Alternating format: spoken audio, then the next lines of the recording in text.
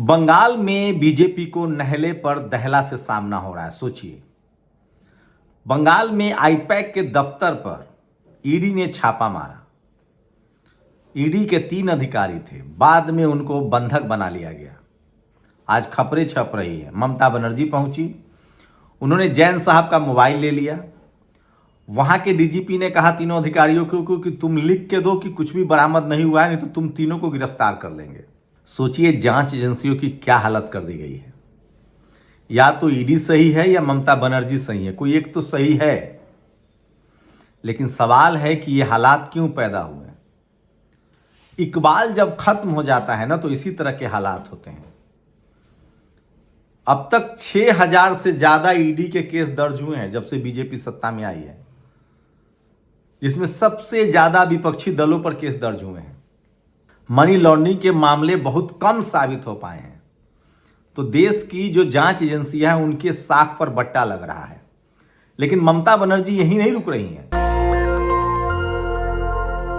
उन्होंने नहला पर दहला चल दिया है। उन्होंने कहा है कि हमारे पास कोयला घोटाले के सबूत हैं, जिसका पैसा अमित शाह के पास गया है, और इसीलिए अमित शाह ईडी के जरिए उस सबूत को खत्म करवाना चाहते हैं। केंद्र सरकार और ईडी कह रही कि कोयला घोटाले के हम सबूत जुटाने गए थे। अब किसको सही माने, किसको गलत माने। इसी तरह से छत्तीसगढ़ में भूपेश बघेल ने आरोप लगाया कि 1500 करोड़ रुपए जाने थे बीजेपी के दफ्तर दिल्ली, बीजेपी नेताओं के। ये खुद एक एफआईआर बीजेपी के विधायक ने दर्ज करवाया। उसके बाद बीजेपी के एक नेता का बेटा जेल में भी है। वो सोशल मीडिया का काम देखता था। तो ये तो किसी से छुपा नहीं है कि बीजेपी के पास सबसे ज्यादा इलेक्टोरल बॉन्ड का पैसा है, सबसे ज्यादा चुनावी खर्च करती है। लेकिन बंगाल में ममता बनर्जी ने नहले पर दहला मारा है जैसे को तैसा, और ईडी के अधिकारी को डीजीपी गिरफ्तार करने वाले थे। आप सोचिए, इस देश में ममता बनर्जी भी ब्राह्मण समाज से हैं, उनको कोई कुछ नहीं कह सकता है। बीजेपी आरएसएस भी ब्राह्मण समाज से है। इस देश में बस दलित पिछड़ा अपराधी होता है। लालू यादव के खिलाफ चार्जशीट दायर कर दिया गया है। लेकिन ये जो बंगाल में चल रहा है, ममता बनर्जी कह रही हैं कि अमित शाह दोषी है, केंद्र सरकार दोषी है, कोयला घोटाला का पैसा उनके पास जाने वाला था, वो घोटाला कर रहे हैं। ईडी कह रही है केंद्र सरकार के लिए कि ममता बनर्जी घोटालेबाज है। सोचिए, कोई दलित पिछड़ा, इस देश के 90% दलित पिछड़ा खीरा चोरी के झूठे आरोप में जेल में बंद है। आजकल अल्पसंख्यक भी जेल में बंद हो रहे हैं। आजकल किसान भी जेल में बंद हो रहे हैं। आजकल तो जो भी सत्ता से सवाल पूछ दे, पत्रकार जेल में बंद हो रहे हैं। देश में सबसे पहले एक दलित समाज के सबसे वर्सटाइल पत्रकार, जिसने Indian institute of mass communication से पढ़ाई की थी, जो भारत सरकार का संस्थान है, उसके बावजूद इनको यूपी में गिरफ्तार किया गया था। यह सब हुआ है। जिस तरीके से ममता बनर्जी ने ईडी पर रेट पर अपनी प्रतिक्रिया दी है, अब बीजेपी के पास एक ही विकल्प बचता है, वह राज्य सरकार को बर्खास्त करे ताकि दीदी की सत्ता की चाबी पर केंद्र सरकार काबिज हो। लेकिन इसमें बीजेपी को टीडीपी और जेडीयू से भी सहमति चाहिए होगी। तो क्या बंगाल राष्ट्रपति शासन की तरफ अग्रसर है? यह सबसे खतरनाक खबर है जो मैं आपको बताना चाहता हूं। और ये देखिए, मुकेश कुमार ने लिखा है, यह बड़ा विस्फोट है। ममता बनर्जी ने बहुत बड़ा आरोप लगा दिया है। वो सीधे सीधे आरोप लगा रहे हैं कि कोल स्कैम का पैसा सीधे अमित शाह को गया है।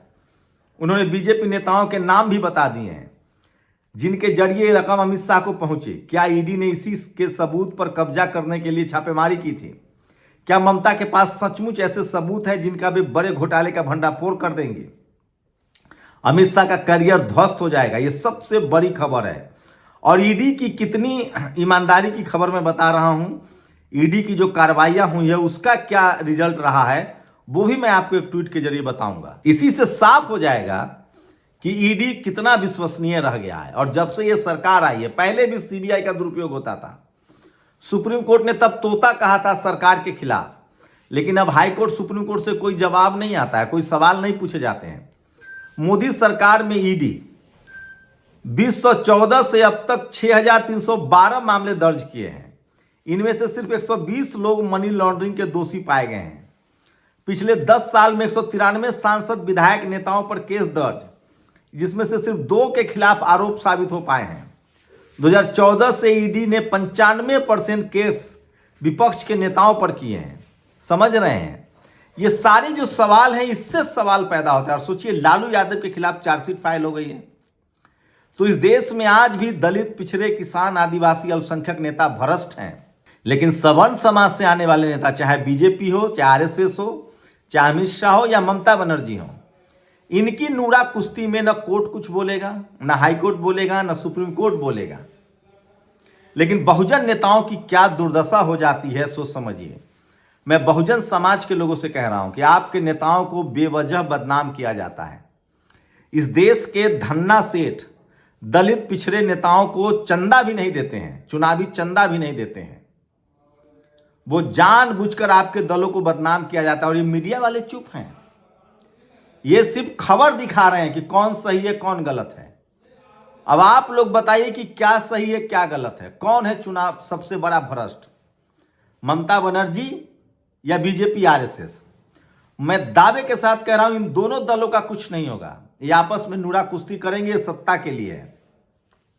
इस देश में जेल सिर्फ दलित, पिछड़ा, किसान, आदिवासी, अल्पसंख्यक नेता जाता है। सोचिए, बीजेपी के ही अध्यक्ष थे बंडारू लक्ष्मण, उनका पॉलिटिकल करियर समाप्त हो गया। शिबू सोरेन को जेल में डाल दिया गया था। लालू प्रसाद यादव, उनका बेटे तेजस्वी यादव, मीसा भारती, उनकी एक और बेटी हेमा के खिलाफ आज फिर से चार्जशीट दायर हो गया है। तो इस देश में दलित, पिछड़ों के लिए कोर्ट है, जेल है, उनका मजाक भी बनाया जाता है, उनके खिलाफ मीडिया भी है।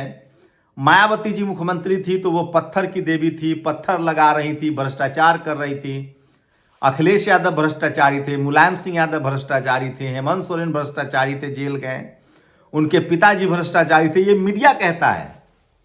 लेकिन यही मीडिया कभी भी सवर्ण दलों के खिलाफ और सवर्ण नेताओं के खिलाफ चुप्पी साध जाता है।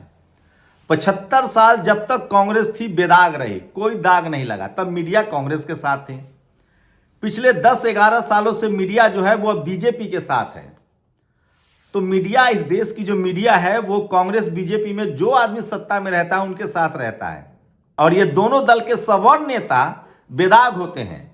और जो दलित पिछड़ा नेता है, इन्हीं दलों में भी दलित पिछड़े नेता हैं, उन पर धब्बा लगता है, उनका पॉलिटिकल कैरियर खत्म होता है, उनका पॉलिटिकल एसिस्नेशन होता है।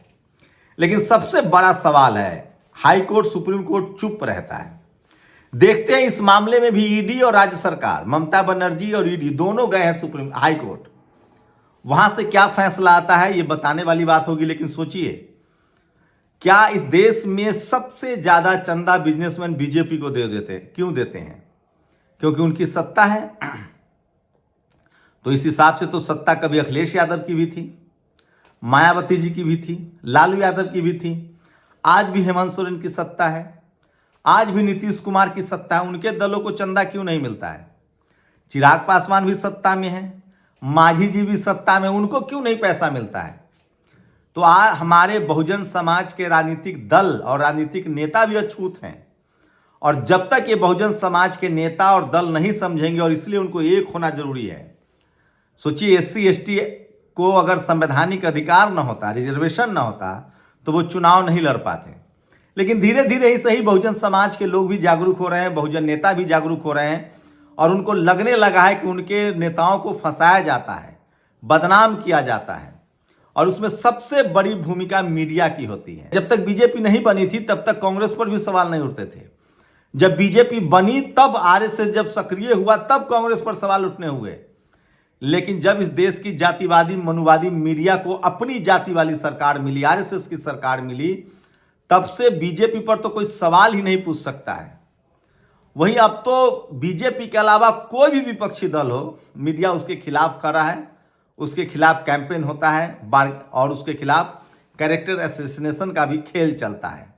लेकिन मैं फिर बता रहा हूं, इस देश में पार्टी कोई हो, आप बीजेपी में हो, अगर आप दलित, पिछड़े, किसान, आदिवासी, अल्पसंख्यक हैं तो आपकी खैर नहीं है। एक बात और बता दूं, इस देश में जितने दलित, पिछड़े, किसान, आदिवासी, अल्पसंख्यक नेता होते हैं, वो स्कूल, अस्पताल, पढ़ाई लिखाई, दवाई के लिए काम करते हैं, वो फिर भी बदनाम होते हैं। ये बात सोचिएगा जरूर। ठीक वैसे ही जैसे बहुजन समाज के नेता दलित, पिछड़े, किसान, आदिवासी, अल्पसंख्यक एक जाति का नेता होता है, किसान है तो किसान का नेता होता है, वो राष्ट्रीय नेता नहीं बन सकता। अब तो वो हिंदू नेता भी नहीं बन सकता है। इस देश में सिर्फ सवर्ण समाज से आने वाले नेता राष्ट्रीय नेता हैं और हिंदू नेता हैं। इसलिए राजेंद्र प्रसाद सिंह ने कहा है कि इस देश के बहुजन लीडरशिप वाली पार्टियां ही बड़ी पार्टियां हैं, सवर्ण लीडरशिप वाली पार्टियां पैसे वाली पार्टियां हैं। तो सोचिए बहुजन समाज की हालत क्या हो गई है, बहुजन दलों की हालत क्या हो गई है। और इसके लिए बहुजन समाज के नेता भी जिम्मेदार हैं, लेकिन बहुजन समाज की जनता जागरूक हो रही है और उनको लगने लगा है कि उनके नेताओं को फंसाया जाता है। शुक्रिया।